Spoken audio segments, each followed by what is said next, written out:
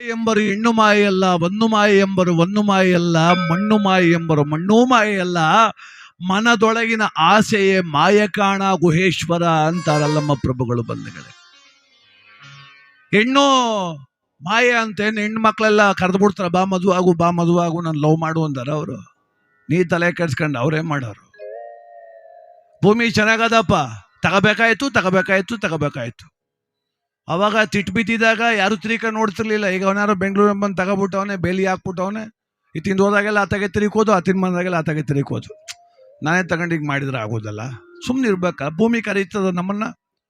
ಒಂದು ಮಾಯಿ ಎಲ್ಲ ಕಂಡ್ರಿ, ಚಿನ್ನ ಏನು ತಗೋ ಅಂತದ.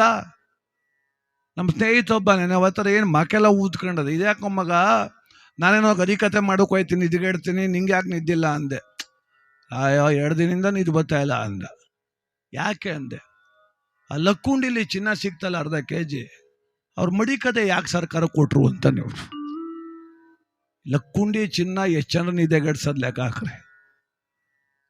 ಅವರು ಸಿಕ್ಕಿದವರು ಕೊಟ್ಟಾಯ್ತು, ಏನೋ ಆಯ್ತು ಅದ ತೀರ್ಮಾನ. ಅಲ್ಲಿ ಚಿನ್ನ ಸಿಕ್ಕಿದ್ರೆ ಇವನ್ ನಿದ್ಗೆಟ್ರೆ ಇದು ಇವನ ಕರ್ಮ ಅಂತಾರೆ. ಆ ಚಿನ್ನ ಏನು ನನ್ ತಗೋ ಅಂತ ಅನ್ನೋದಿಲ್ಲ ಅದು.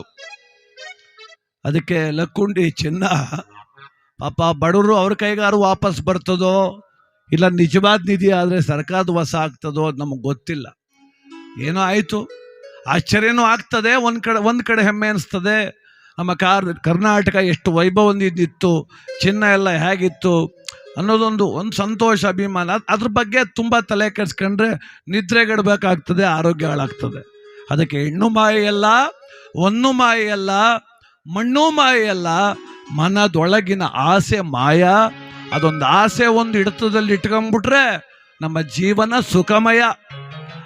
ಅತಿ ಆಸೆ ಆದರೆ ಇಡೀ ಬದುಕು ಅಯೋಮಯ ಆಗ್ಲಿಕ್ಕೆ ಸಾಧ್ಯ.